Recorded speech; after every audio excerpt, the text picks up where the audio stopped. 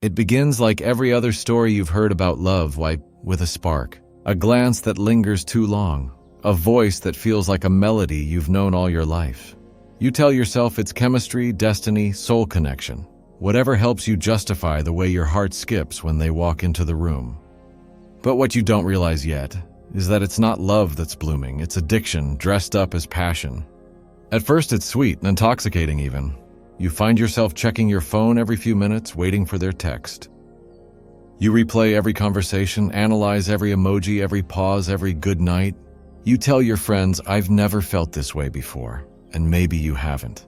Because this isn't normal love. This is the kind that crawls under your skin and rewires your brain. You start craving their attention like oxygen.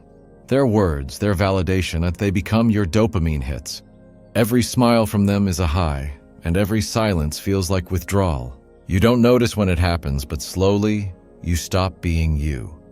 Days become nights filled with scrolling through their old photos, reading between lines that were never written. You begin to think of them before you think of yourself. You shape your personality to fit what they might like, what might make them stay. And when they pull away, because they always do, your world collapses. The silence hurts more than any wound because it's not just the person you're missing anymore. It's the rush they gave you. You tell yourself, if I could just get them back, I'd be okay again. But that's the lie every addict tells. Love in its purest form is freedom. But obsession is a cage you lock yourself inside and throw away the key. You start confusing pain with passion, anxiety with excitement. Every time they ignore you, it hurts. But when they finally notice you again, that fleeting happiness feels like euphoria. It's not love anymore. It's chemical dependency. Scientists say that when we're in love, our brain releases dopamine, the same pleasure chemical triggered by addictive drugs. So when that love turns obsessive, you're not chasing a person anymore. You're chasing the high. The more they withhold affection, the more desperate you become to feel it again. You turn into your own worst enemy, begging for something that's slowly destroying you. There's a girl, let's call her Mira. She used to be strong, ambitious, full of laughter. Then she met someone who made her heart race and her mind stop. He was charming, mysterious, the kind of man who never really loved, only lured. At first, it was magic. Late-night calls, whispered promises, the illusion of forever. But soon he began to disappear. Unanswered messages, cold replies, excuses that didn't make sense. And yet, the more he pulled away, the more Mira wanted him. She told herself, he's just busy, he'll come back. But every time he did, it was only to remind her how much power he had over her. One night, she found herself crying on the bathroom floor, phone in hand, waiting for a message that never came. That's when it hit her. She wasn't in love with him anymore. She was addicted to the way he made her feel when he wanted to. That's the cruel thing about obsession.